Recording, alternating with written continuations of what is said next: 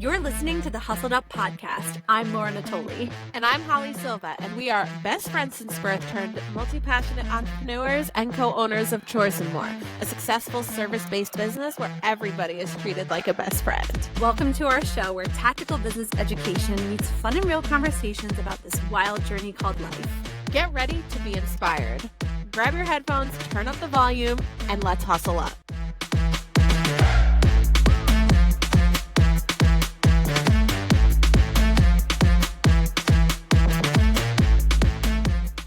What is up, Hustled Up fam? Welcome back to this week's episode of Hustled Up. We are your hosts. My name is Laura. And I'm Holly. And I am so excited for today's episode. We have another amazing guest on. You guys are in for such a real treat. But as always, I do have to remind you that if you're loving what you're hearing, pause this. Go rate, review, and subscribe wherever you are listening. We just really want to reach more people with this podcast. So if you could just do us this big favor, share it with a friend, with somebody who you think it would be helpful for, we would so appreciate it. Now, on to the good stuff. We had the great pleasure and honor of chatting with Libby DeLucien, and if you don't know who she is, you're going to want to know after this episode is done. But she is a serial entrepreneur. She owns multiple businesses, one of which is a cleaning and organizing business called Organize It. She also is the CEO and owner of two SaaS companies, WootRecruit and Service Cart. And on top of that, she is also a CBF coach, which is the coaching program that Holly and I are in that we chat about all the time. So she is a powerhouse of a business owner, and she gave us so much goodness during this podcast. She also does have her own podcast called the Fearlessness Podcast, where she interviews business owners and whatnot, and it's an amazing podcast, so definitely go check that out. But you're in for a treat. I think Holly mentioned it during this episode that we should be charging for this episode because that's how incredible it was. We should. Yeah, we chat all about the interviewing process, hiring. She gives tips on when you're first starting out, hiring employees for the first time. What are some things that you should do? She gave Holly and I some great advice when it comes to hiring more people and just the interview process in general. And this episode was so good. Literally, when Holly and I hopped off of it, we were like, okay, we need to take notes. We need to implement everything that she said right now. So you're in for such a treat. So make sure you stay tuned. Are you tired of spending your entire weekend cleaning when you could be going out to brunch with your girls? First of all, I love brunch. And second of all, yes, there are so many things I could be doing instead of cleaning my house on the weekend. Oh yeah, like playing video games. Or watching a movie with the kids. Going on a date with your significant other. Taking your dog to the dog park. Going to the movies. Solving world hunger. Yes! Exactly. So this is why it is such a good idea to call up Chores and More for your deep and recurring cleaning needs. And do you want to know something really, really cool? What? If anybody mentions Hustled Up when they call to book, they can receive up to $100 off their deep cleaning. Up to $100 off. What are you doing still sitting there? Pick up the phone now, mention our podcast, and never have to spend your weekends cleaning again. Simply go to choresandmorellc.com. You can fill out a request quote form there, or give us a call, send us a text, 631-397-0177. It is time to get back to doing the things you love. Let us take care of the cleaning. Libby, welcome to the Hustled Up podcast. We are so excited to have you on our show today. Awesome. I'm happy to be here. I am super fangirling right now. I just love Libby so much. I look up to you. You are an inspiration. But for anybody who doesn't know you, if you could just, introduce yourself to our listeners, that would be awesome. Yeah, sure. So my name is Libby DeLucien. I am, first of all, a wife and a mother, and I am a business owner. So I own a service company, just like Holly and Laura. And then I also own two SaaS companies, WootRecruit, which we do recruiting, and Service Cart, which does online estimates. Other than that, I am just a, believe it or not, country girl. I grew up in Oklahoma. I'm half Mexican, half Native American, not super educated. Got through high school really well. I'm a big sports fan. Play basketball. I actually have a full-size basketball court in my backyard, which is fun fact about Libby. I love that. And, that's all. I grew up learning how to work with my hands. That's what my dad taught me, is just I know that I can outwork anybody But then I started to learn to work with my brain more than my hands, and that's kind of where I got into SaaS, which is, if you don't know what SaaS is, it's a service as a software for our listeners. I love it. I love it.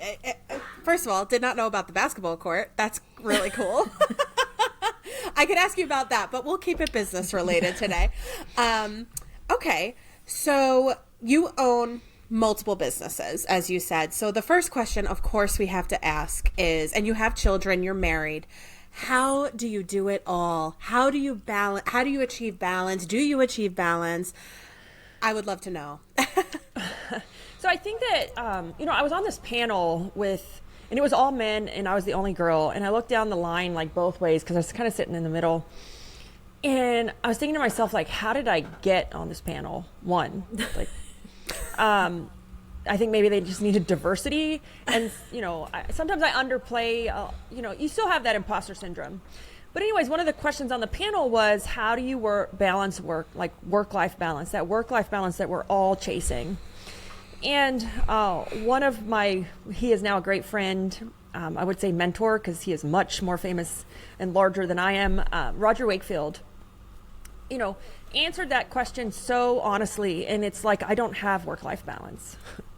There's no such thing as that in my life. And, he's right. Depending on what your goals are and what you want to try to do, you're going to have very little work-life balance. And that's the thing that everybody's chasing, whether you're an employee, an entrepreneur, an intrapreneur, is chasing that work-life balance. And what does it actually mean? And so for me, it just means something different. It's managing my energy. So we don't really have that if you're an entrepreneur. Your home life bleeds into your work life bleeds into your home life. And it's just learning how to manage that energy. And we can't really manage time because we can't manage something we have no control over. But managing my energy and knowing that I have the family support, so I always work on like my family, my personal life to balance that energy. But as far as work-life balance goes, it's really managing my energy and doing everything with an intentionality. Like I can only do things that I want to do and need to do with intention. And then also, what is the biggest reason? What's my why? And for me, this is a great topic because I had this conversation this morning with my husband, is experience. That's my whole thing right now, is I want to give experiences to myself, to our customers, to our employees. And if we're not having a great experience, then why are we doing all this? So just assessing, like, every single thing has intention behind it. What am I doing today? Because I think especially women entrepreneurs, I found myself in this hole. We love being busy, just being busy. Am I just busy being busy? And then at the end of the day, you're kind of like, well, what did I do? I don't feel like I did anything. We say that all the time. That's at the end of every single workday. Holly and I are like, did we even get anything done today? And that's the worst, when you feel like you're just working yourself in circles and I still have on that those hamster days. wheel. Yeah, I still have those days. So you kind of got to do an audit and reassess. But work-life balance is whatever you want it to be. There's no right or wrong. You make your work-life balance, and it will change. Some quarters I have better balance, and some quarters I have worse balance. And so it's like changing, and I think we're all striving for something, but we don't know what it looks like. And I think we have to create the version of what we want it to look like. Gosh, I love your answer. It's so different and unique, because a lot of people will say, oh, you make sure you put the phone down, you'd stop checking your email. But it's not that easy, and it's not that black and white. And I love your unique take on, just managing how your energy is and the energy around you, and being really conscious about every move you're making and staying focused and doing things with intention. That's so big. And it's funny you bring up the word intention, because I feel like it's been weighing heavily on my heart lately, because I feel like a lot of things I don't do with intention. I tend to just free wing it. And so I really love that. And that's a great answer and such a unique take. And I love it. We're all chasing something, but nobody knows what it looks like. It's different for everybody. I love my work, so why would I want to work less sometimes? Yeah. Right. So there are nights where I work till 12 or 1 o'clock, and there are some days where I don't work at all. But that's my choice of work-life balance. Yeah. And how I want it. So it's different for everybody. So I think if first we just lay down, like, what does it look like to me right now? Not forever, just right now. Live your life in 90-day quarters, right? And then if you don't like it, great, we can readjust and reassess next quarter. But I think the people that tell us, and I know this from my organizing days, so one of my home service companies, we do professional organizing and residential cleaning. I have certifications and everything you could ever imagine as far as like time management coaching and life coaching. Like, I have certifications in everything, but at the end of the day, it's all a crock of crap. when like time management, I can't manage something. I have no control how fast or slow time moves. So all I can control is my energy inside of the time. So true. I love that. True. I feel like, that really is such a unique perspective to have. You're kind of allowing yourself the permission to, when you are feeling really passionate, because I'm sure for you this is your passion, so if you're staying up late working on something, it's because you want to. So you're kind of, from what I'm hearing, you're not giving yourself a deadline. You're not saying, oh, this week is only going to be a 40-hour work week. If you want it to be a 40-hour work week, that's one thing, but if you're feeling really passionate and you want to stay up till 12, 1 o'clock in the morning, you're kind of allowing yourself to do so. Yep. And there are times for that. There are seasons, just like seasons in the weather, there are seasons of our life and seasons of like work and balance that will change. Like, they'll ebb and flow and go up and down. And I think that one of the reasons why we get burnt out is because we don't recognize the season. We're just like work. And that causes burnout. And I was just having a conversation with somebody. She finally got an office manager, and she just dumped everything on the office manager, which we've all done, and then just left the business because it was too past the point of, not like left, but she left for like 8 weeks because she needed that. Wow. But it's because she got too far past the point of burnout to like still keep that passion, and we just know how to work, but observing like how well do we work, asking for help as a woman and mom. I would never ask for help. It was like, no, I can do it better than everybody. I can make the prettiest binder and the most organized this or the best SOP. But in reality, it causes stagnation and stunts the growth of the business and burns you out. Versus I had to learn that asking for help was actually a sign of strength and a great leader. And so now I constantly ask for help. Hey, like, I don't know how to do this. Can you help me? Hey, like, I don't have time. Can you help me make this playbook? Or can you help me? And our people love that. It empowers them. But I was the problem because, again, I thought being busy was the sign of a great leader and a great manager. And I thought being busy was what I was supposed to be doing. But essentially, it just burns you out and takes up your time. Yeah, it does. Yeah. And this is why, and this is a great segue into like the meat and potatoes of, this episode. Speaking of asking for help, we're going to talk a little bit about delegating, right? And a lot of our listeners are in the cleaning industry. So if you're listening to this, there is a chance that you're cleaning on your own right now. But there's going to be a point where you are going to have to hire.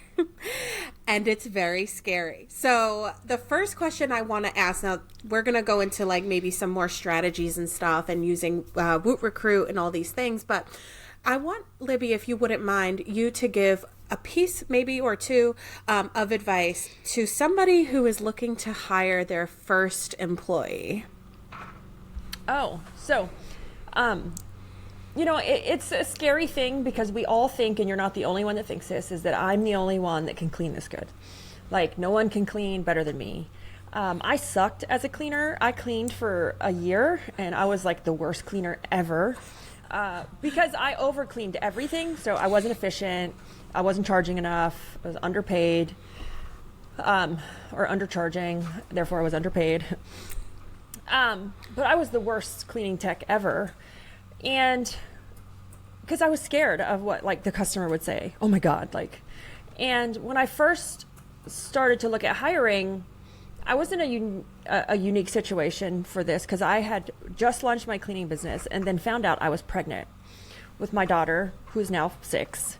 And it was one of those things where it was a blessing and like also like dread. I dreaded it. At the same time, it was a blessing. Why? Because I had tried to get pregnant with her for like the last 5 years unsuccessfully.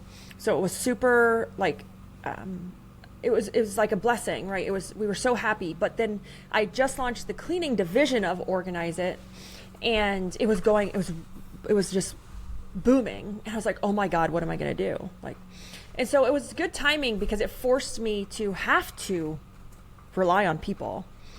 A lot of times, I asked somebody the other day, I do coaching calls in the cleaning industry, and she's like, man, I keep going back in the field and I don't want to be an option anymore. I can't grow the business. I can't answer the phone. And I told her, I said, I'll come Nancy Kerrigan you if you need me to, because when it's not an option, we figure out how to make it work. And she laughed. She's like, oh my God. I said, but what would happen if you broke your leg? Like, what would happen? You would figure it out. You are no longer an option. So the first thing you have to, decide is, to me, it's going to be super basic. It's what are the values of your company, which is what are your values? Because at the beginning of the day, you are your company. And every book talks about this. It's basic. When we're little and it's just us, we skip over it because we think it's not important. But just, what are the values of your company? Look at that. Have a mission, have a vision, even if it's simple. That way, because it's going to give you some direction on the type of people that would make a good fit for your company, their characteristics, their experience. So just look at that. And then, if you're hiring, start simple. I always say hiring is like dating. There's like, my friend hooked me up with somebody, right? There is a blind date where like, hey, I know this person who might be a good fit for you through a friend. And then there's like online dating where you're going to use stuff like Indeed, where you need to have a little bit more barriers and protection and things set up, like a friend to call you to bail you out if it's a bad date.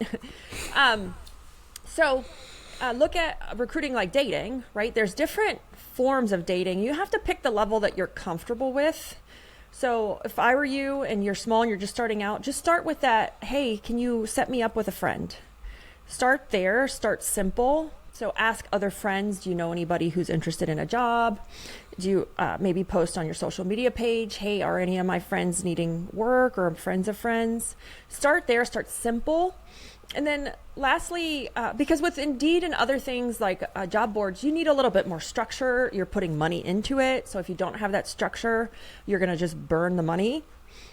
But then also it's going to make you feel better because it's a reference. It's a referral. It's like my friend set me up on a date. There's a trust factor. And at the beginning, we don't have a lot of trust because we've never done it. So we haven't built up that confidence to do it. So start there, start simple, and then be honest. My last tip is to be honest. A lot of people love to work for small businesses. Don't feel intimidated that, you're not a franchise or you're not a big box store. People don't like that. There are certain breeds of people that love the intimacy of a small business. So be honest with in the job ad or the applicants that you're just a small business trying to make it. And a lot of people want to be on a ride of helping build a business. It's fun. You just gave us so much gold. So for our listeners who are starting off, just take this information and run with it, because that is just gold. And, we all know that hiring, I think, is one of the most difficult things when it comes to owning a small business, right? When you talk to most entrepreneurs that are on the smaller side, they say my biggest problem is I can't find people. And we all tell ourselves those false truths, which are, oh, nobody wants to work, everybody's lazy nowadays, but it's just that your recruiting process is broken and there's something wrong with your job. So I have to ask, is that kind of what made you want to start WootRecruit? Was it kind of you needed to solve a problem that you had, so you had this wonderful idea and started WootRecruit? Yeah, so remember I had said I got pregnant with my daughter and I had cleaned my way into a job. I was scrubbing toilets all day, running to a Starbucks, changing my clothes in the car so that I could look like a professional person, all for nobody to be there. And, the last time I think I remember doing, I had set up one-to-one interviews at a Starbucks or a coffee shop. I think I had 6, and I set them all like 30 or 45 minutes intervals, and like no one showed up. So I literally wasted like 6 hours of my life for one-to-ones. And I was like, oh my God, this is stupid. I was like, this is the stupidest thing I've ever done in my life. There's got to be an easier way. So I'm a big book fan. It's called Exponential Organization. It's up here on my shelf. And when I read that book, and this was before I had the SaaS companies, but it's about SaaS. Don't ask me why I was reading it. It's called Exponential Organization, and it's said for a unicorn company. So if you guys know what a unicorn company, it's $100 million company within 10 years. So they grow to like 100 million in 10 years. They're considered a unicorn company. And those are your things like Airbnb and Uber, and Netflix. And here's the thing. They give characteristics of unicorn companies. You have to have like these 9 things to be a unicorn company. But what I noticed that the trend was that you have to leverage something. You have to leverage time or an asset. And so we know Airbnb and Uber leverages other people's homes, other people's cars, right? They're leveraging that. But what I read was the time part was what really interested me. So I said, wait, there's got to be an easier way, because this takes way too much time. And so I started to create a process. So my organizing side kicked in to create a process that was that I wanted the applicants to go through and I needed to leverage their time, because I had no more time. I was cleaning houses all day, like getting ready to give birth. And I was so scared that I was going to have to like go back and clean a house the day after I had my daughter. And so I said, okay, I have no more time, but the applicants have all the time in the world. So I created a process that leverages the applicants' time. And it came from that book and that mindset of, if I want to grow, and this goes for anything in business, guys, if I want to grow, I have no more time. So how do I leverage time? What can I use? Where can I save time? And so I said, well, the applicants right now have all the time. I have none, they have it all. So that's where WootRecruit was born from, was my need to hire and staff to get myself out of the field, so that I could spend that time with my daughter. And that's why one of the things where we start these businesses and all of a sudden it's consuming us, it is because we're not leveraging enough either time or assets. We have to figure out how, and it's back to the book, like Who, Not How. It's the same kind of concept. But it's, what can I leverage? Where can I save time? And that's where the whole WootRecruit process was built and continues to evolve. And it was amazing. I'd never created a SaaS company, had no idea what a SaaS was. And now I'm like, if I can do it, I really encourage younger people to, there's so many platforms out there that are so robust and successful that you can sit on top of to really leverage time and make money in a very simple way that's so scalable. I love it. And for any of our listeners who are like, what the heck is WootRecruit? I just got to say. Well, actually, I'd love for you to just kind of explain in a nutshell, like how WootRecruit works, just so that any listeners who are maybe interested may want to consider visiting the website. So yeah, if you could just explain that. So WootRecruit is a recruiting process that's outsourced. So we're an extension of your recruiting process, and it was tailor made for the cleaning industry. It works for any industry, any entry level to mid level hires. So we focus mainly on employees, labor positions. It was made primarily, like I said, for the cleaning industry by a cleaning industry owner, which is myself, and I still own my cleaning company. So everything is tested. We're not selling theory. And we have different components. We have our software side, which is the system that runs all of it, directly integrates to Indeed. We have our service side, which is our account managers that handle managing your account, posting, job posting, budget, if you don't want to, or you can just have the software. And then we have our teaching inside, like our practices, which are the best practices that I've used and come up with, that used in my own business, and now we use them with other businesses to help them grow and scale. It's one of the fastest ways to grow and scale a service industry, because it's an engine that you kind of just turn on and it just generates you interviews that just show up at your door with the business owner doing very little to nothing to get them.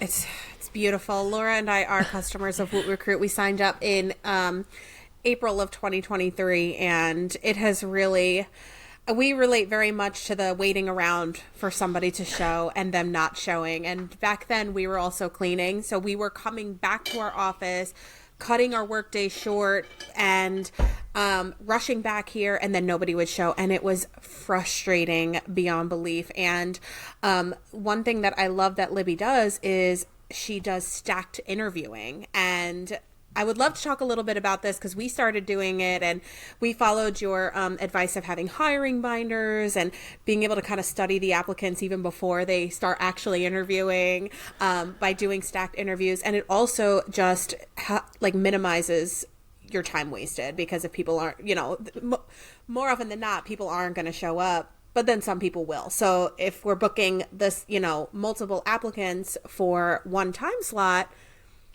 it ends up working out and it's beautiful. So can you talk a little bit about stacked interviewing and how it differs necessarily from group interviewing? Because it's Yes. different.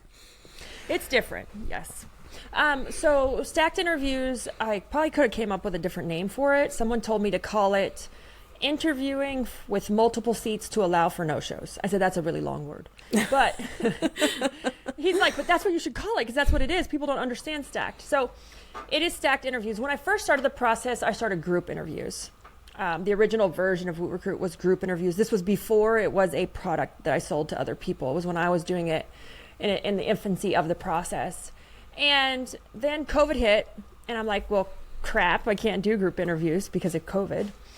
So then I went to stacked. And I found out that stacked is actually much faster and more efficient, having have tested both. And so the difference is group interviews is we get everybody in one spot at a conference table. I'm going to sell you the company, maybe a little PowerPoint, a little spill, a sales pitch. And if you're interested, then you still have to do a one-to-one, right? So I was kind of like, well, that worked, but then it kind of left this like weird interim of, do they come back? Do they wait here for one-to-one? Then I feel pressured because they're waiting for me, kind of thing. And so what I did was, when COVID hit, we went to stacked, and I said, well, now I have to figure out how to get that PowerPoint in a book. So I put my PowerPoint in a hiring binder, a hiring booklet, we call it. And it's simply you probably already have everything. It's all about your company, your values, your job description, your services that you offer, like maybe a day in the life of a cleaning tech. So we have that book. And then from there, they're stacked. And that means I allow 30 people to schedule an interview in one time slot for Organize It. I always push people to 30. Why? Because, hey, if half show up, is 15 really a bad thing? So, from there, we set them up, and I want you to think of the office as, it's essentially like a play. You're setting up for a skit or a play, and it is. And it's not demeaning at all to the applicants to say it's a skit. It's like you have to prep the office, stage it. Is the coffee ready? Are you dressed? Do you look appropriate? Are the phones off? Like, you have to prep for the performance. And so if one of you guys does acting, Laura does acting. Yeah, this explains why I love interviewing so much. It makes a lot of sense. And so prep the office, stage it. Like, do they so you want to make sure that it's all ready. Have your hiring booklets ready. And then what you're going to do is give them a few minutes to read the hiring booklets, but we pull them one-to-one in a private interview, and we do our knockout questions first. Like, do you have a car? Great. Driver's license? Great. Whatever your knockout questions are. If they don't, say, sorry, this is essentially something you have to have for this position. Thank you. And then if they do have it, then go do the one-to-one interview. But first, they need to sell you. Right? So they're selling you, they're doing 4 times the talking to your talking, 4 to 1. And then if you're sold, then you can go into your spill about the company. But if you're not sold, or you don't align with values, or, then you just simply dismiss and let them know what your decision will be later. Maybe you want to bring them in for another, maybe you don't want to bring them in for another interview. And essentially those have made it so much quicker and more efficient, and giving the applicant a better experience as well. And the hiring booklets. So every single part of this process is the interview. So many people think it's just the questions. It's not just the questions. Are they reading the book? Are they on their phone? And if you're an employee listening, are you on your phone? Are you reading the book? Are you paying attention? Are you asking great questions? Do you push your chair in when you get up from the table? Do you throw your coffee away, right? Do you say thank you? Do you say please? We look at all aspects of this setup as part of the interview, not the questions. The questions are like the smallest part. And so, think about that. Can you like put a piece of trash on the floor? Do they walk over it or do they stop and pick it up?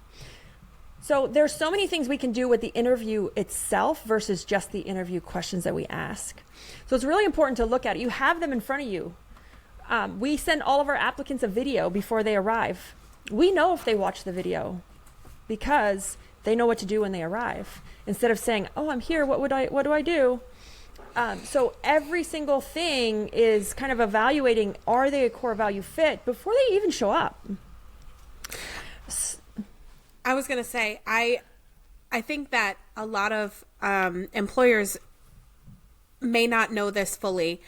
I think, and if you're looking for a job, listen in on this.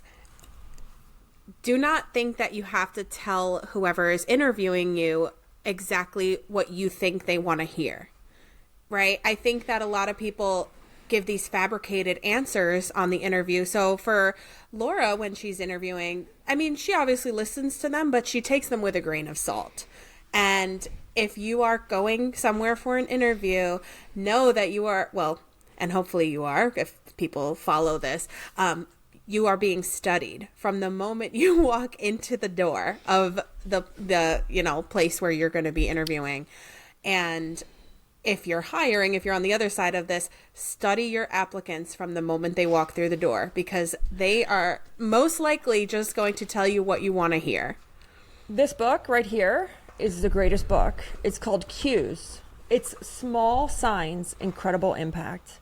I can tell if you're interviewing and are your feet pointed towards the door, that means you want to leave. Like, I can tell by your hand gestures or even your feet, and you don't even know this, that you're doing it because it's subconscious.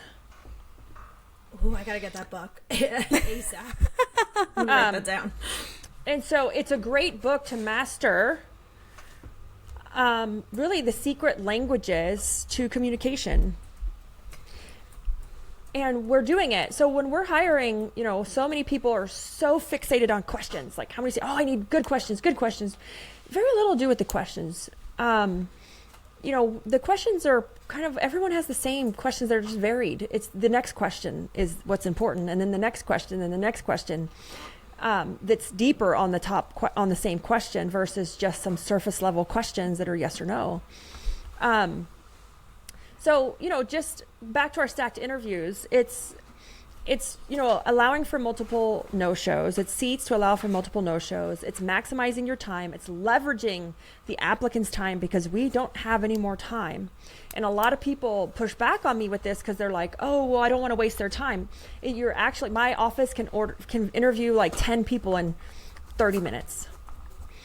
We're not wasting a lot of time. Actually, a lot of applicants get really disappointed when they're just in there for like a 15-minute interview and that was it, because they took time to drive there and go there. And if you have your hiring booklets, they're reading and learning about your company, so you are not wasting their time at all. You're actually giving them a really great detailed experience. Yeah, the driving there thing is such a good point too, and I think it's so smart too, the way that WootRecruit does it. And guys, if you're having trouble hiring, I always say this, I recommend WootRecruit to everybody. It has changed the game with hiring, and I've told Libby this. I used to hire anybody with a pulse because, hey, they showed up. They have 2 legs. They can clean. But WootRecruit really changed the game, so I do want to just get that out there right away. If you're struggling with hiring, reach out to Libby, reach out to us. We can point you in the right direction. WootRecruit has really changed our business in a drastic way.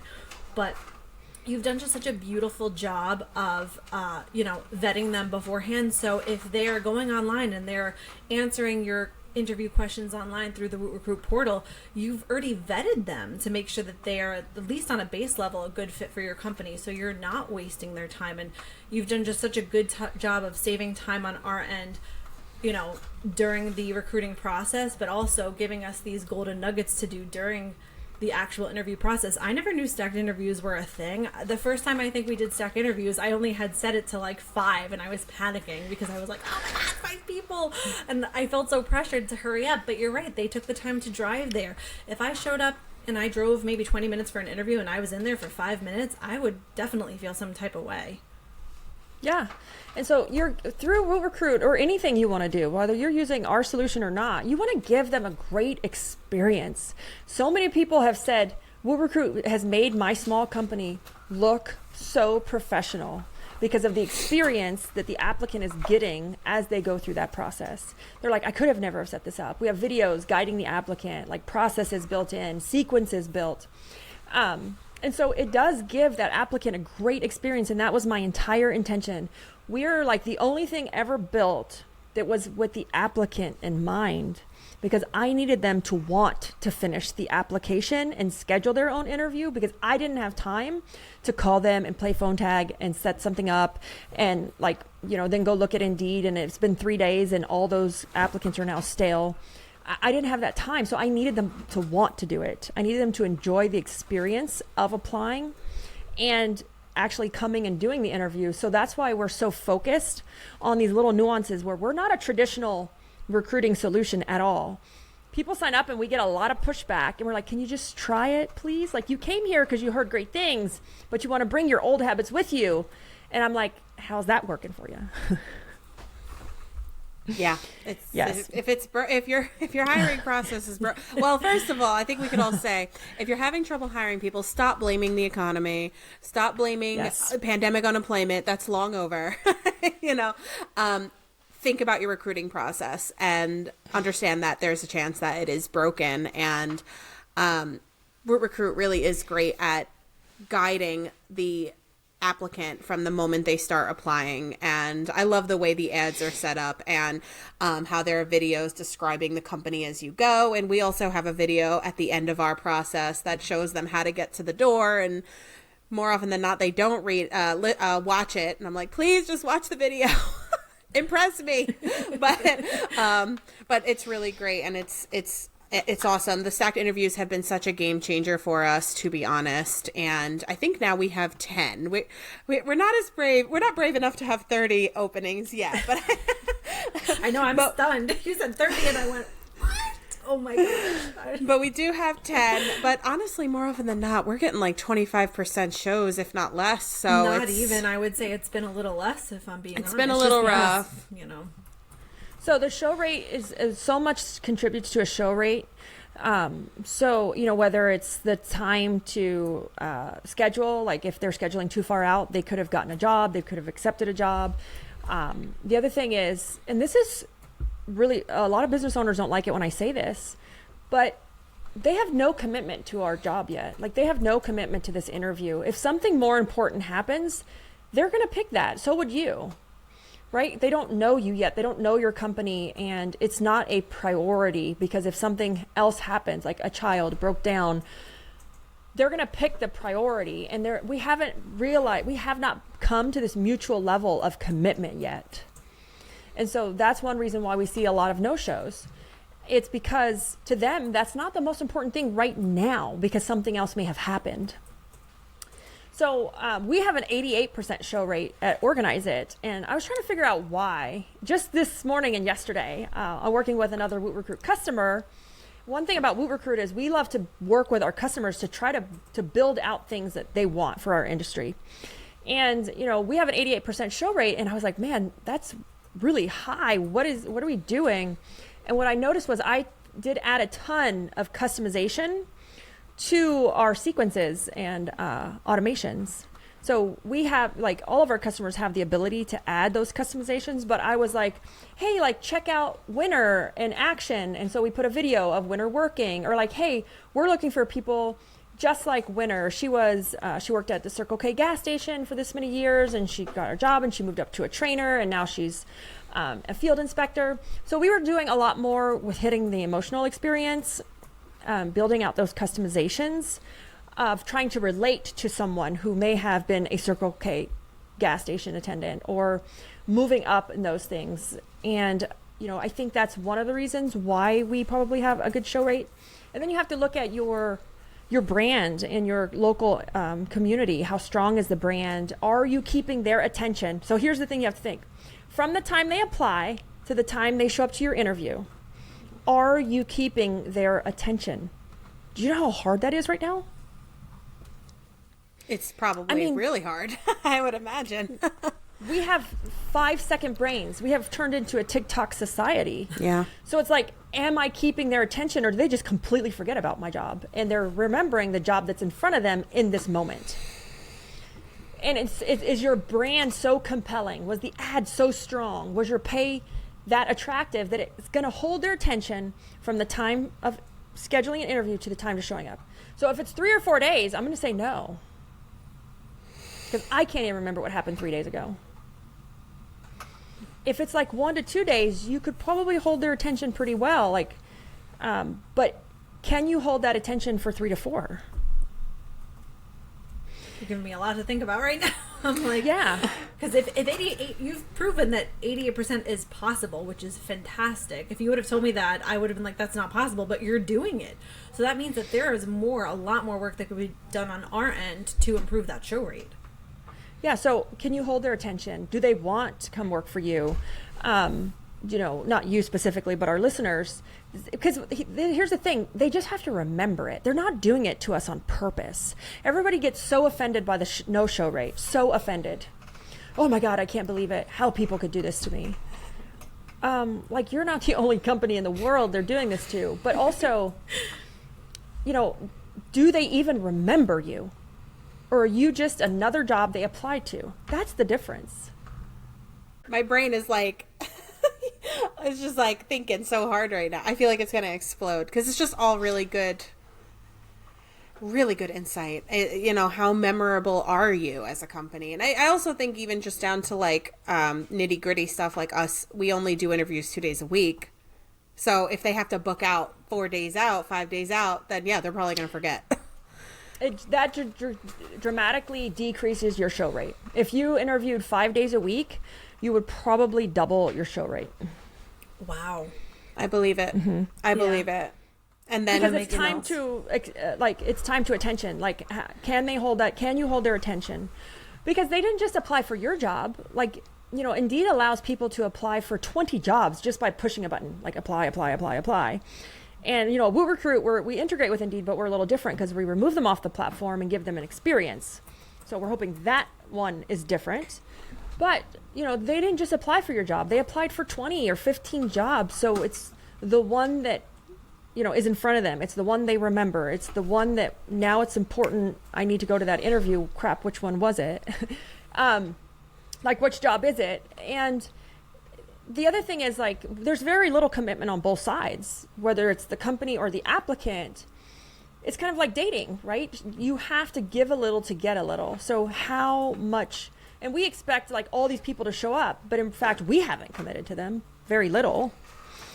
Have we given them an experience? So it's the same way. They're not that committed either. So I think the reason we're getting a higher show rate is because we're committing on both sides. Like, Organize It, we're showing videos and like, come check out Winter and look at her in action, and here's a picture of our team, and we've given a little bit more, of showed them who we are, so that it's more memorable versus you know just, is this another job I applied for? I don't really remember which one this is.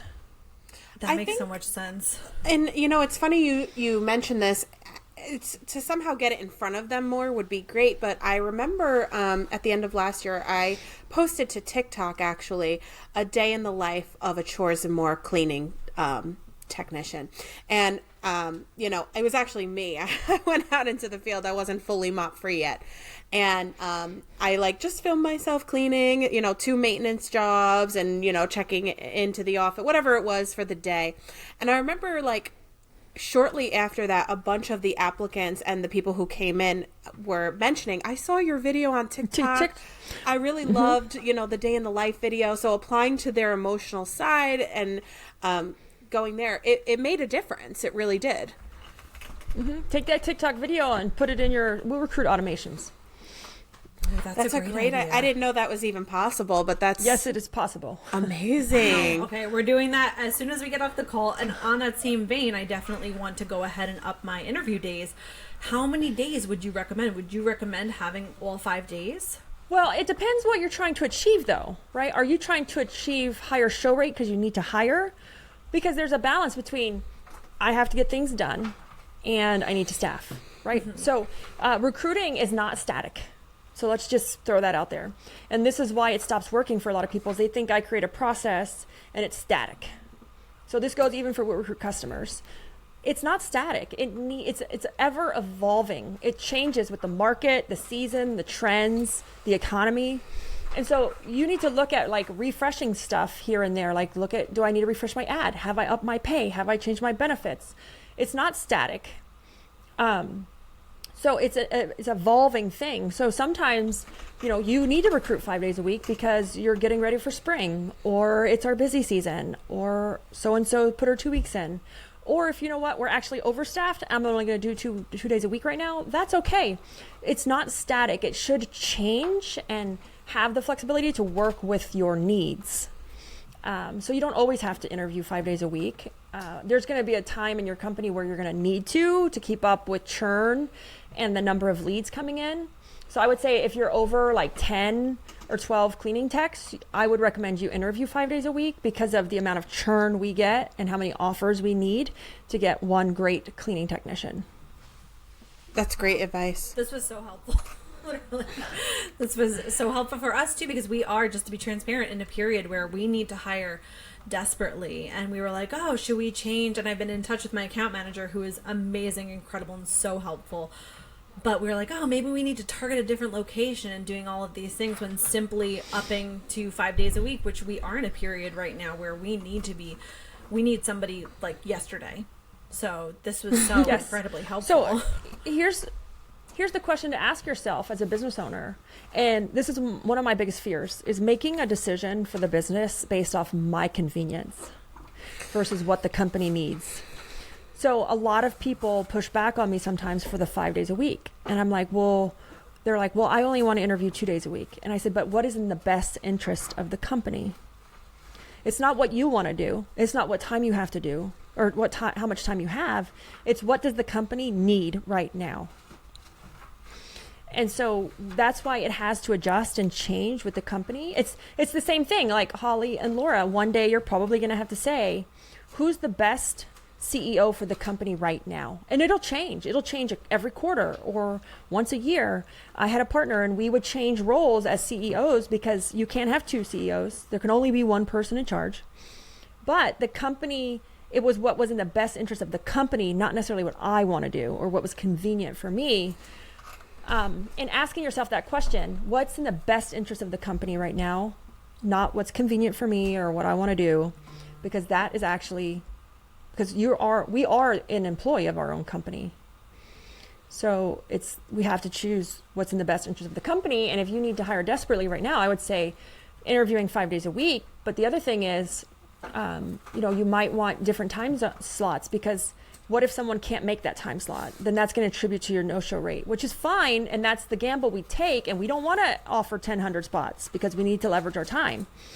But we do two time slots a day, 5 days a week. So we have 10 time slots. Wow. But if you're doing stacked interviews, it doesn't take that much time. Right. And different time slots work for different people. Like if you're in a high traffic area, you don't want to interview at 8 or 5, right? You want to interview like at noon, so that they don't have to think about traffic. If you're by a school, you don't want to interview at 3 when school lets out and there's all this traffic from the school. So there are a lot of things to think about in that when you need to hire. And it's also, again, it's not static. It will change and it'll evolve during your seasons. Like we're in our slow season here at Organize It in South Florida. So we'll probably cut back to maybe 3 or 4 days a week of interviewing to see how it goes. And we'll go back to 5 if we need to. But we can predict, because we just know based off of history, we'll crank up that recruiting in like August or September so that we can staff up for October when our busy season starts again. This is, oh my gosh, people should pay to listen to this episode. I'm serious. We should charge for this one. This is great information. And I feel like my brain, again, is going 500 miles a minute. But something you brought up, which, I just want to quickly touch on, is the importance of being able to forecast. And the way you do that is by keeping track. You need to keep track of your numbers. You need to know when your busy seasons are. Before we started keeping track of things, we didn't even know. This was the first year that, so we always have a very slow January and February here in New York. And we didn't it was very slow because we were keeping track of the numbers this year, which we weren't doing last year. And I said, I knew it was slow, but oh my goodness, this is like so slow.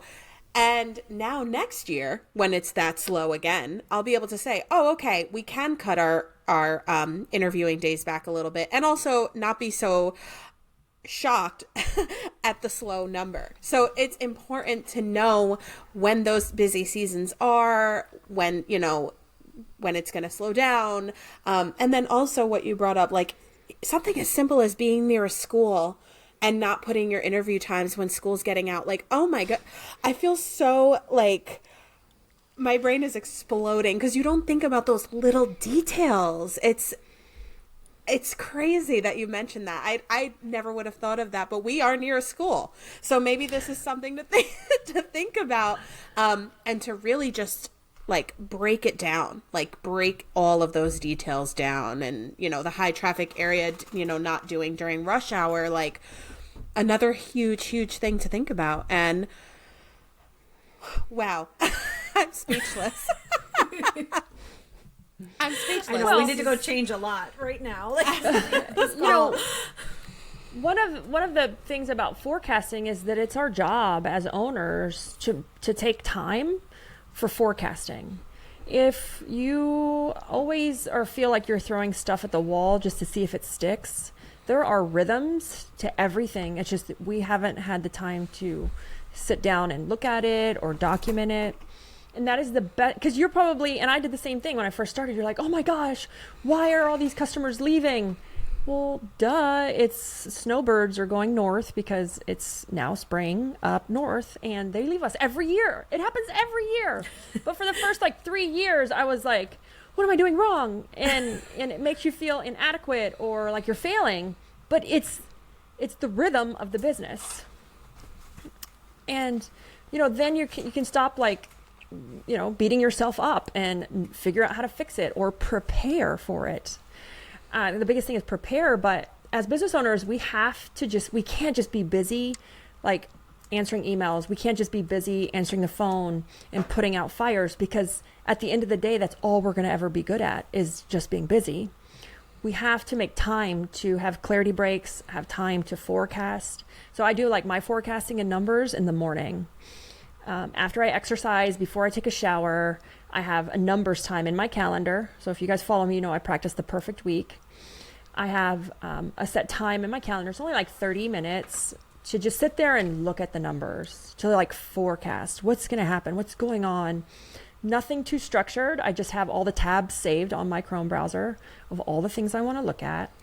And I just open them up and start looking and say, hey, this is what we're currently doing. I wonder what's next quarter going to look like? Well, let me go look at last year of next quarter. And making time for that, because I feel like we wake up, we roll out of bed, we grab our phone, and then we just start going, and then we never stop. And then at the end of the month, we look at the P&L and we're like, oh my God, I didn't make any money. Or, oh my gosh, I have all these extra expenses. But that's being reactive versus being proactive, looking at it before the month is over, looking at it on a daily basis. Just as simple as 10 to 15 minutes of just looking at your numbers, getting some clarity, relaxing, drink your coffee. That way you have a pulse on the business itself. Whether it's recruiting or marketing or your profit or your numbers, it's all the same. essentially that we should be watching. And it's very simple, but for a lot of entrepreneurs, especially owner operators, like we were cleaners in the field, those things scare us. Yeah, they do. They definitely do. Yeah. Wow. Yeah, I love the idea of doing it every day. That's something I am scared to do. So the one thing I can tell you that since I started doing this, I've done it for a couple years every day. You will see instantly, when someone is not doing their job or where something is broken. Yes. That my daily numbers, people get fired over those daily numbers. Wow. Because you will see, like, how many calls are they making? Like, how many leads have they closed? Like when you're auditing things, there's no more question. Like, there's no more guessing. There's no more using our gut. And our gut is great, but it also gets us in trouble. And it takes a lot of that out. And then once you get that feeling, you kind of start looking at these numbers and you can just watch them. And you're like, oh, yeah, that salesperson hasn't only made 5 calls all month. What the heck is going on? And then you wonder why your close rate sucks. Wow. Or your customer acquisition cost is high. This is great. This is such good. Again, we should be charging for this. I'm just saying, this is incredible. Libby, this was incredible. We are running out of time and I don't want to keep you all day. I want to keep you all day, but I know you're a busy lady. You have things to do. So we're going to wrap it with one more question, and it's always the same one, right? The biggest lesson you've learned since starting your business, or maybe if you could go back and tell yourself something, that big lesson when you started, what would it be? It's kind of a combination of two things, but it would be to invest in yourself. Whether you want to take that as invest in yourself as in, work on your health, work on your mental stability, work on yourself, because it's always me first, then my family, then my business. But if I'm not good, how can I be a good mother or a good business owner? So invest in yourself, or you could take it the other way, as in hire, and I'm not trying to sell anything, but hire a mentor or a coach. Pay for the answer. Stop trying to figure it out yourself. People have made the mistake, and you can buy a $20 book or a $10,000 coaching program to get the answer. Stop trying to figure it out yourself. The reason you see people beating you, so we want to say beating you in that growth game or revenue game, is because they paid for the answer. They're not trying to figure it out themselves. They invested in themselves. Whether it's reading a book or paying for a coaching program, invest in yourself, because you're going to scale at a higher speed versus sitting here trying to figure it out yourself. And 10 years later, you still haven't figured it out, or it took you 10 years to figure it out. Versus if I paid for the answer, I'm gonna learn it in a day or a week. Wow. Leave it to you to end this on like the best, strongest, most empowering note that we've ever had. Like, I love it. This is so good. And it is so important to invest in yourself. And yes, there are different ways to do that. And wow, that is incredible. Thank you so much, Libby. Where can our followers and our listeners find you online? So I am the only Libby DeLucien in the world. So that's very easy, but you can't spell my last name because everybody most of the time spells it wrong. So you can find me on libbyd.com or thegirlinthehat.com. The girl I love that. That is so adorable. I love that. All of the links to Libby's, we'll include all of her links in the description below and also in the show notes on our website. So you can definitely connect with her. And if anybody has any questions about WootRecruit or anything like that, please, we would be more than happy to direct you to WootRecruit. It is amazing and you won't regret it. I know she's not trying to sell, but we clearly are. No, I'm kidding. I'm kidding. I'm always, everybody on Long Island pretty much has WootRecruit now because I'm like bragging it. I'm like, get it. Why haven't you gotten it yet? Yeah. And I will die on that hill. So, and As always, you can contact us at Hustled Up Podcast on our socials and hustleduppodcast@gmail.com with any questions.